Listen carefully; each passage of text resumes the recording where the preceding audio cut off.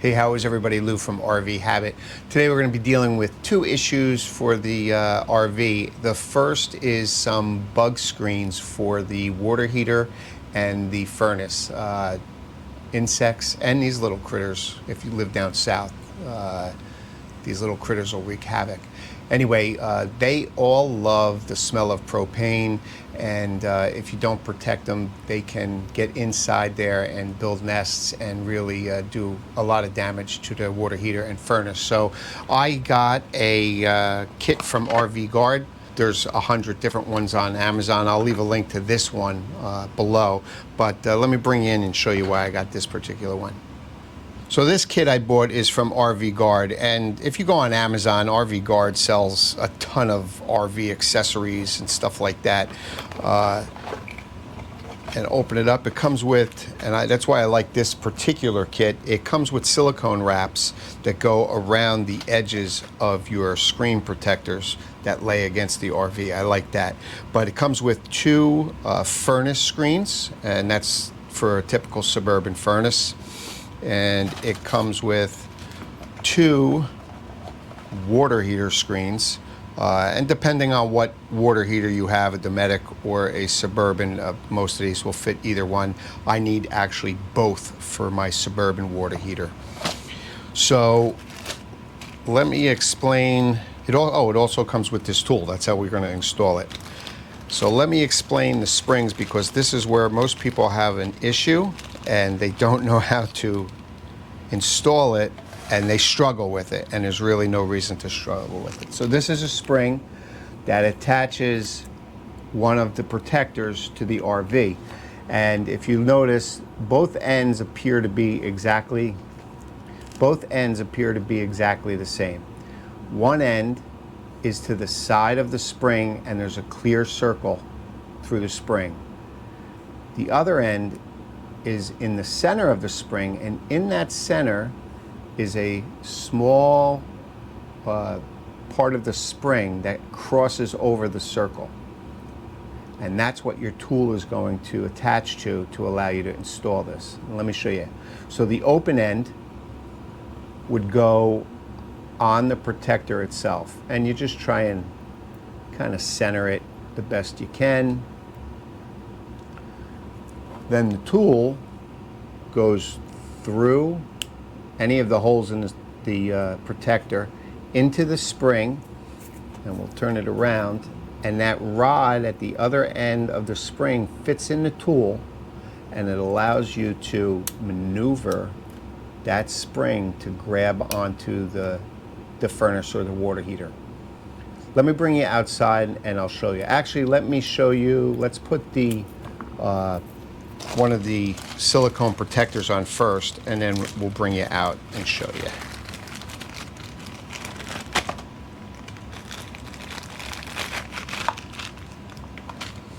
So these should just slip on pretty easily.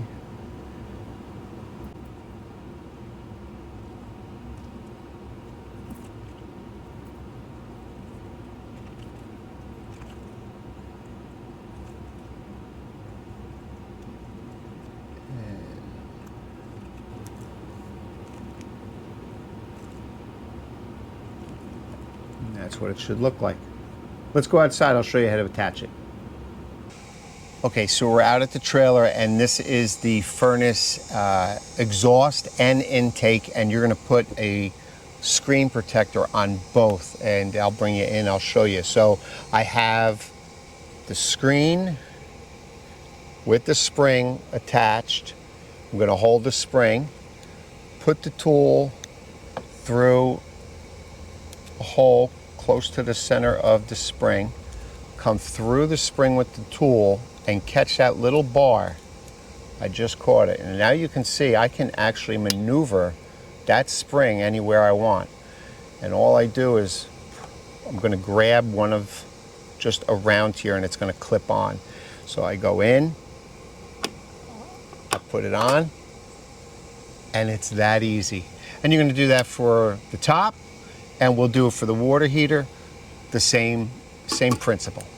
All right, now let me take you and show you my sticker dilemma.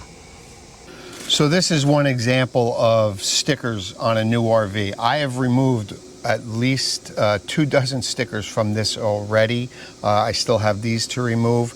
Now, most of them are just liability caution stickers that you could remove, throw away, but some of them I want to keep, and these are a couple I want to keep, and I have a couple more I want to keep. But these are just paper stickers, and after a year they wear, you can't read them, and they start to peel off. So I'm going to take them off, and I'm going to show you my solution for that.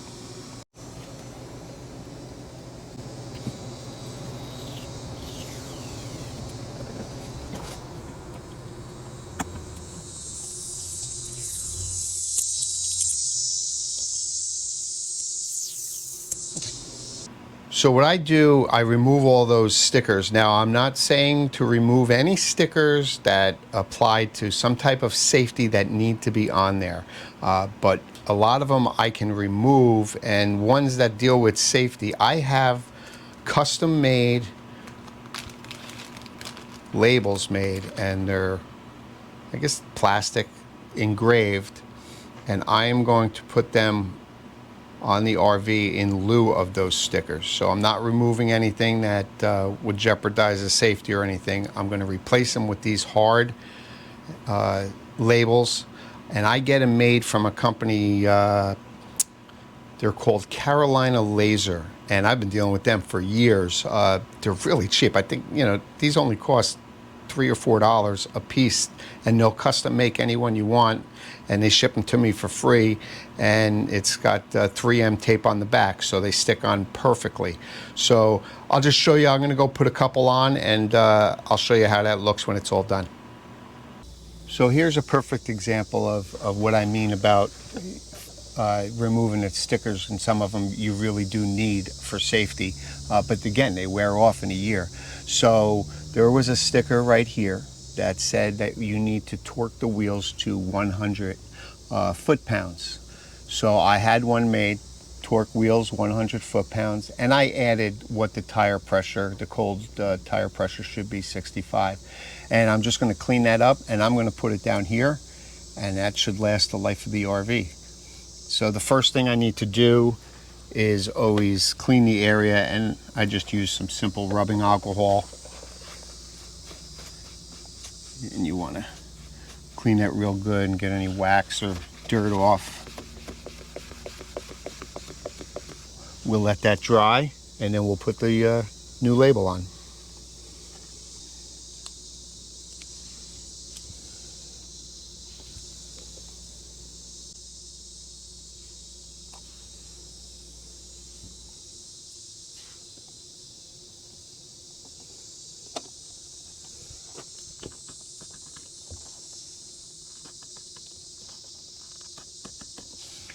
And in my opinion, that looks 100% better than a sticker that's going to wear off in a year.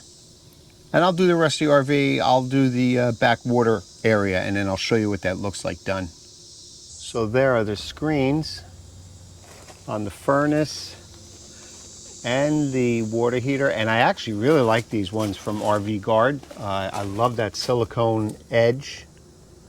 Really makes it stay put and they don't slide around. And here are the stickers. So that's the one I originally showed you first, the torque wheels. Now I did that on both sides.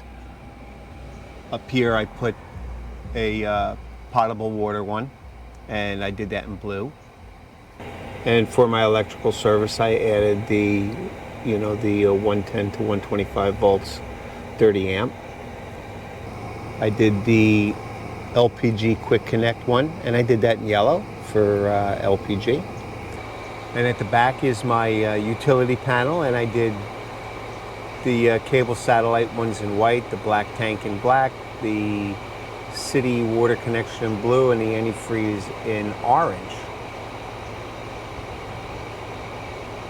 So that's it, 2 easy ways to, one, to take care of the bugs. Now I have heard that dealers, if you bring your rig in for service, they will try and void your warranty on your furnace or your water heater because of using those screens. They've been in existence for years and years. do your own research, but just make sure that the screens stay clean. You shouldn't have a problem. I've never had a problem. Matter of fact, I don't know anybody who's ever had a problem with those screens. So do your due diligence. And as for all the stickers I took off, remember, I took off over 24 stickers, most of them worthless, but some of them are important. You want to make sure you keep those safety labels and stuff like that. I took them off, and I had these great labels made, and the company was Carolina Laser. I'll leave a link to their website down below. I have no affiliation with them, though. Feel free to use anybody you want, but they're really cheap, and I got them in about 2 or 3 days. But as always, thanks for watching. I'll see you soon.